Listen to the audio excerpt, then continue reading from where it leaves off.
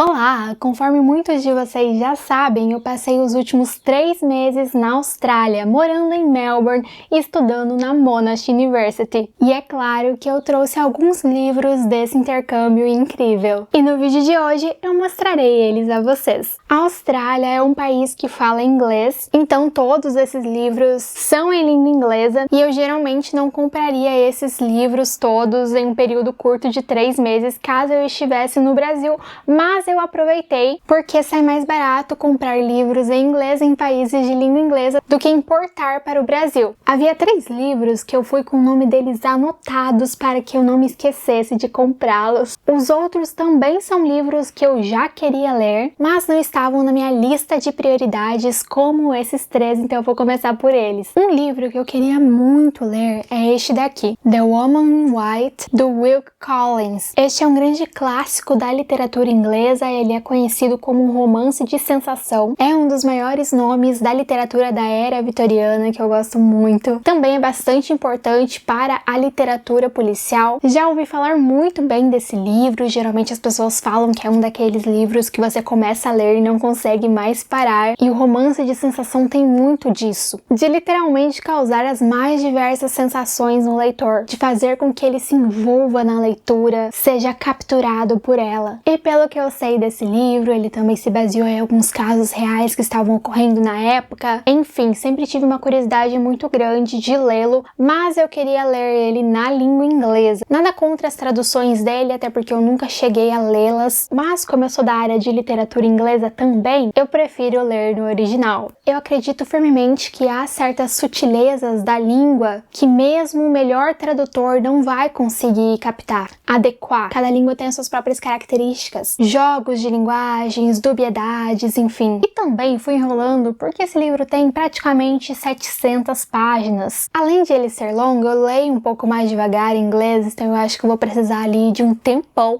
para me concentrar aqui. Até porque ele não é tão novo, então há também aquela questão de ter um vocabulário em inglês não tão atual. Será um pequeno desafio. Eu tenho um outro livro do Wilkie Collins aqui na minha estante. Este aqui, The Moonstone, que foi traduzido como A Pedra da Lua. Aquele outro livro que eu mostrei para vocês foi traduzido como A Mulher de Branco. Eu estava na dúvida entre qual começar, mas acho que tanto faz porque eu quero muito ler e lerei os dois. O segundo livro que eu queria muito comprar, eu confesso que eu considero até um desvio de caráter eu ainda não ter lido, que é Jane Eyre, da Charlotte Bronte. Tanto este quanto o livro passado são da Penguin Classics, que é uma editora maravilhosa, e eu gosto muito de ler nas edições deles porque tem uma diagramação muito boa e a diagramação ajuda sim, nós lemos muito mais rápido se a diagramação for boa. É daquele tipo de livro que você consegue abrir e não vai quebrar inteiro, não vai se destruir. Fora a qualidade da revisão, é claro.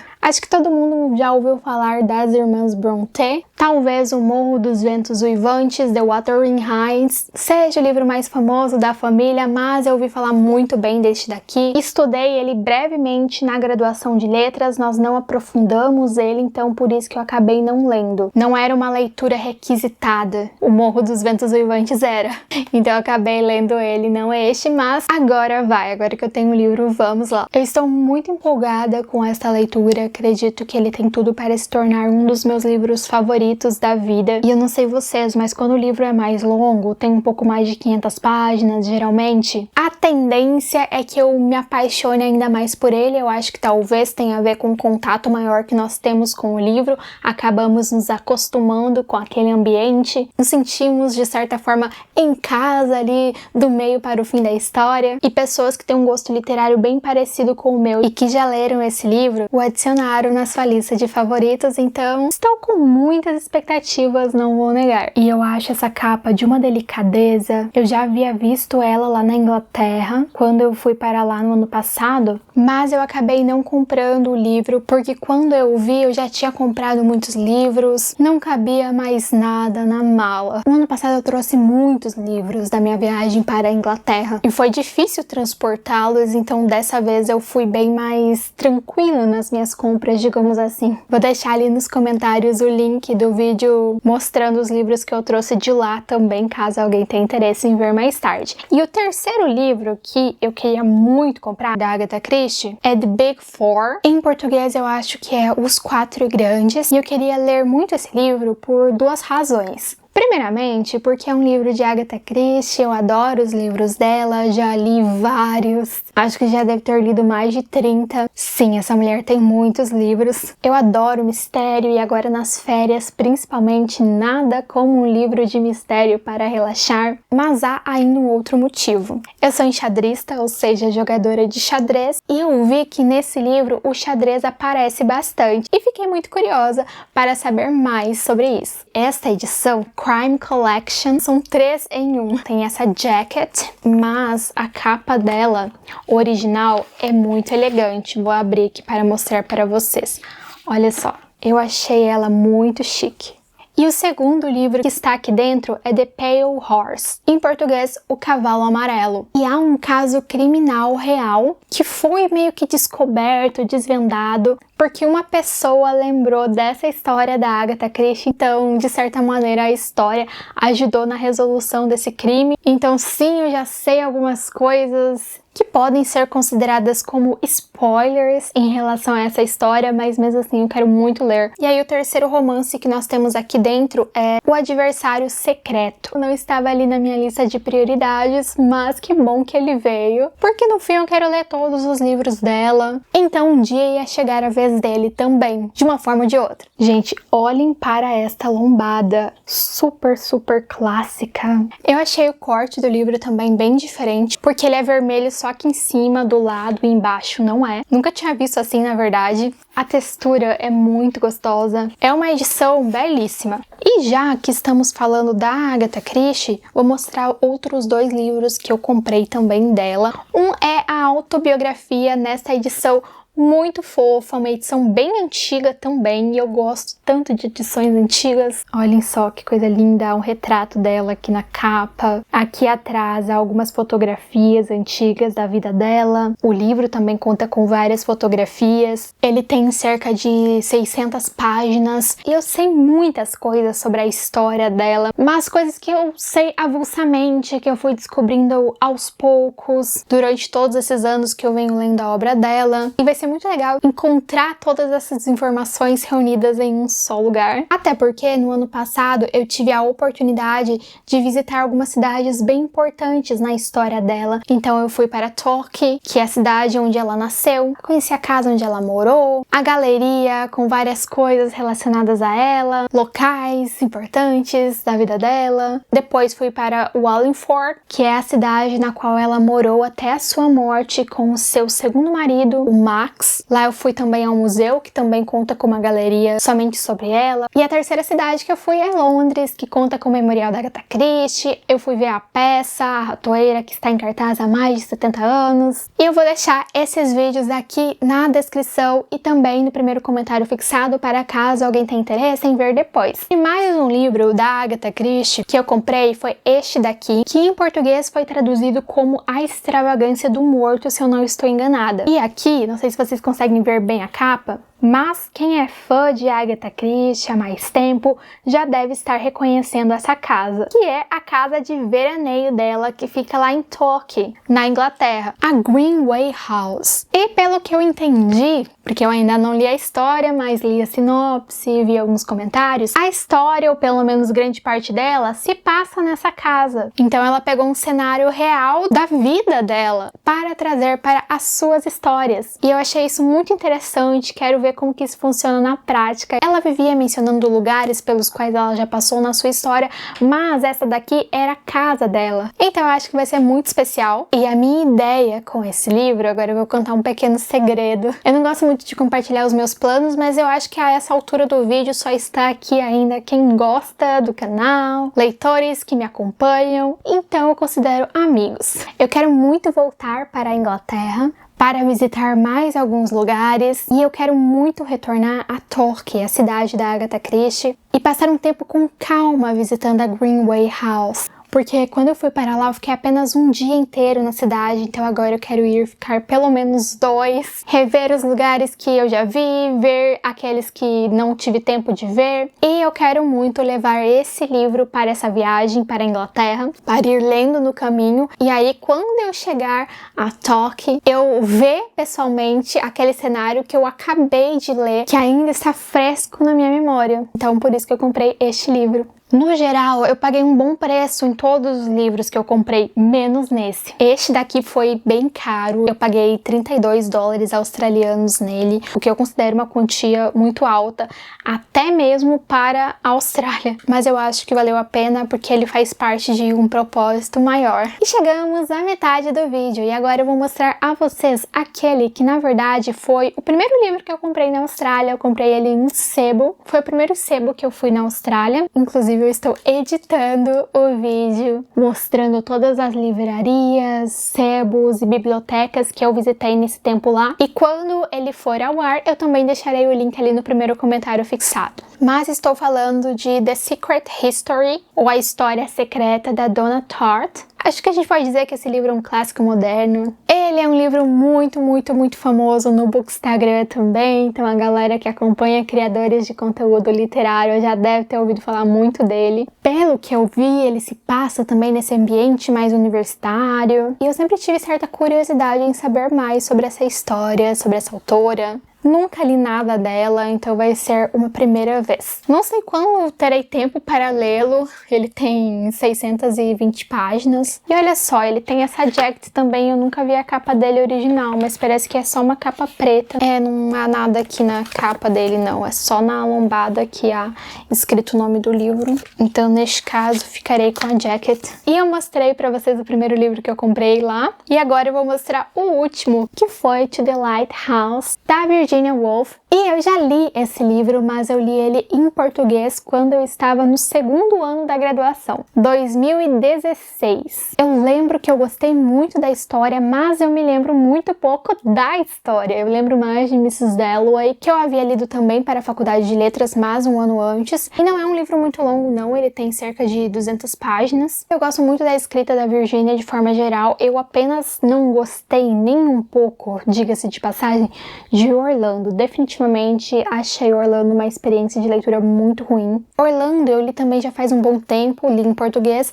e agora estou planejando ouvir o audiobook dele em inglês para ver se eu não gostei mesmo, se não há nenhum resquício de possibilidade de eu gostar um pouquinho dele, porque para mim é um pouco estranho eu ter amado alguns livros da Virginia Woolf e não ter gostado nada de um deles. Olhem para esta capa, que maravilhosa! Inclusive, este livro não estava na minha lista de compras, até porque eu já havia lido ele. E eu geralmente prefiro comprar livros que eu ainda não li, mas ele estava numa super promoção imperdível na livraria, na Daymox, uma livraria muito linda que fica no centro de Melbourne. E aí eu aproveitei e comprei, eu ainda não tinha comprado nada naquela livraria, nada de livros pelo menos, eu tinha comprado umas lembrancinhas e aí trouxe ele. Eu gosto muito também de comprar livros fora, não só pelo livro em si, mas também pela lembrança que ele vai me trazer dos lugares que eu visitei. E Melbourne tem livrarias lindas. Este livro eu também comprei em uma livraria muito fofa de lá. Na verdade, o que me levou à sessão deste livro é que eu nunca tinha visto pessoalmente os clássicos da Penguin na cor verde. Então eu já havia visto os laranjados, os pretos, é claro, aqueles verdinhos bem clarinhos, que tem um tom meio verde, meio azul. Eu comprei 2 deles, daqui a pouco eu mostro para vocês, mas desta cor eu ainda não tinha visto pessoalmente. Tinha visto pela internet, é claro, mas nunca toquei neles. Aí eu vi a sessão de livros verdes e fui lá conferir. Por coincidência estava lá este livro que eu queria ler, estava na minha lista, porque ele é um livro bem conhecido de literatura policial. O nome do livro é The Man Who Was Thursday. Em português deve ser alguma coisa como O Homem que Era Quinta-feira. E sim, é um título muito estranho mesmo.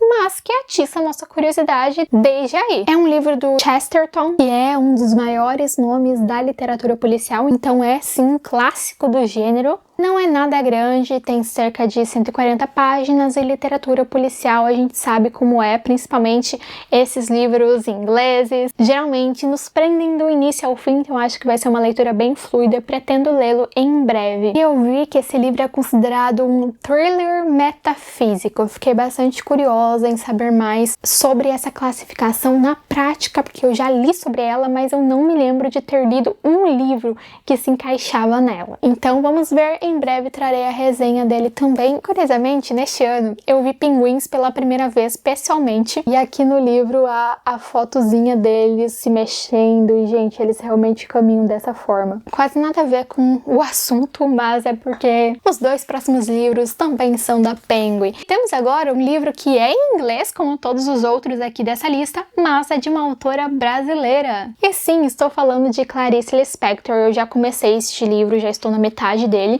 Este é um livro que traz 3 contos da autora traduzidos para o inglês pela Katrina Dodson. Aliás, eu vi muitos livros da Clarice na Austrália, e não foi em 1, 2 livrarias, mas em praticamente todas em que eu fui. Temos aqui os contos Devaneio e Embriaguez de uma Rapariga, Amor e Laços de Família. Então, 3 contos de Clarice.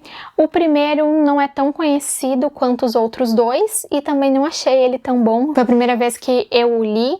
Lerei ele agora novamente, mas em português, para fazer essa comparação da tradução. Às vezes não sou muito bem no inglês, é por isso que eu não gostei, não sei, porque eu geralmente gosto muito das coisas da Clarice. E em breve teremos uma resenhazinha dele também, apesar de ele ser tão pequenininho. Essa coleção da Penguin, ela é maravilhosa, porque são livros pequenininhos que têm cerca de 50, 60 páginas e são ótimos para dar de presente, porque eles não ocupam espaço na mala. Eu trouxe alguns dessa coleção para dar de presente, além de comprar para mim também. O segundo livro que eu comprei dessa coleção foi The Missing Girl, da Shirley Jackson. Eu já li algumas coisas dela, já a resenha de um conto muito famoso dela que se chama A Loteria e é um dos meus favoritos da vida. Deixarei o link ali também no primeiro comentário fixado. Eu acho que este livro, juntamente aquele terceiro romance que veio dentro daquele livro da Agatha Christie que contém 3, são os únicos dos quais eu não sei nada e que eu comprei assim pelo acaso. Este daqui, como é bem pequenininho, quase 50 páginas, super cabia na minha bolsa e há 3 contos da Shirley aqui, então é isso. Quando eu ler, comentarei com vocês. E eu gosto também muito desses livros pequenos porque eles são super fáceis de carregar na bolsa, então você leva para qualquer lugar sem ter aquele peso. E eu geralmente estou lendo um livro bem pesado e aí posso deixá-lo em casa e levar o meu livro curtinho, meu livro de viagem, para os lugares que eu for. Bom, então estes foram os livros que eu trouxe da Austrália para o Brasil, mas o vídeo ainda não acabou. Eu trouxe também 2 revistas. Eu trouxe esta revista da Australian Book Review, que tem uma proposta muito interessante. É uma revista de resenhas literárias e que tem uma presença muito forte na Austrália. Ela realmente é lida e ela é uma revista física. E eu fui uma palestra na universidade sobre ela, uma palestra diretamente para os alunos de letras, porque eles contratam muitos estagiários de letras lá da universidade que vão fazer estágios de verão nessa revista. Ela tem todo um programa em conexão com a universidade e eu achei uma oportunidade maravilhosa. Não acho que seria algo que daria certo no Brasil, mas lá parece dar muito certo e eu fiquei assim muito surpresa com todas as possibilidades que a revista oferece, com o seu formato. Fiquei imaginando o quanto eu, lá na minha graduação de letras, há alguns bons anos atrás, gostaria de trabalhar em uma revista de resenhas. Seria realmente maravilhoso. E este ano é o centenário do James Baldwin, então a revista tem ele aqui na capa, tem vários textos sobre ele também. Outra coisa que eu achei muito legal e que eu trouxe um pequeno jornalzinho sobre isso é que lá em Melbourne há uma rede de livrarias chamada Readings. Essa rede tem 8 livrarias só em Melbourne, em apenas uma cidade. Claro, é uma cidade muito grande, mas mesmo assim é um número significativo. E aí todo mês eles lançam este jornalzinho com as novidades da livraria, lançamentos de livros, promoções, campanhas especiais, discussões literárias, enfim. Agora, uma dica aleatória que eu aprendi com a minha amiga Isa. que é para quem quer adquirir livrinhos infantis em inglês. Basta vocês irem ao McDonald's, comprarem lá um McLanche Feliz e aí, em vez de selecionar o brinquedo como brinde, você seleciona um livrinho. E é assim que eu estou com alguns aqui na minha estante. No ano passado, eu comia muitos lanches do McDonald's na Inglaterra, então eu vim com mais livrinhos. Mas neste ano eu estou sendo mais saudável, eu não fui muito no McDonald's, fui somente 2 vezes em 3 meses. Então essas 2 vezes me resultaram nestes 2 livrinhos. São livrinhos bem coloridos, com histórias curtinhas. Estes daqui fazem parte de uma pequena coleção sobre pessoas que vieram de realidades humildes, mas que sonharam muito alto e conseguiram realizar os seus sonhos. E é um material bem legal para se ter em casa, não apenas se você tiver crianças, mas no meu caso, porque eu sou professora de inglês, então eu posso utilizar essas historinhas nas minhas aulas, tendo em vista que é um vocabulário mais simples e que super cabe para os iniciantes. E olha só que legal, porque é totalmente aleatório. Você não escolhe os livros que vêm. Eu nem sabia dessa coleção e um dos livros que veio falava sobre uma personalidade brasileira, o Pelé. Eu achei muita coincidência este livro cair na minha mão, eu também sendo brasileira. E há mais um atleta ali ao lado dele. O livro é dividido em 2 partes, uma para ele e uma para o outro. É isso por hoje, eu espero que vocês tenham gostado desse vídeo. Eu não vou deixar nenhum link de compra de livros, porque eu comprei todos eles em livrarias ou sebos, ou adquiri no McDonald's. Então eu não comprei nada na Amazon lá na Austrália, até porque, conforme eu falei, eu queria também essa memória, essa lembrança do lugar. Também porque uma coisa que eu notei na Austrália é que os preços na Amazon são os mesmos preços das livrarias praticamente, muda pouca coisa. Curtam o vídeo se gostaram e vejo vocês no próximo.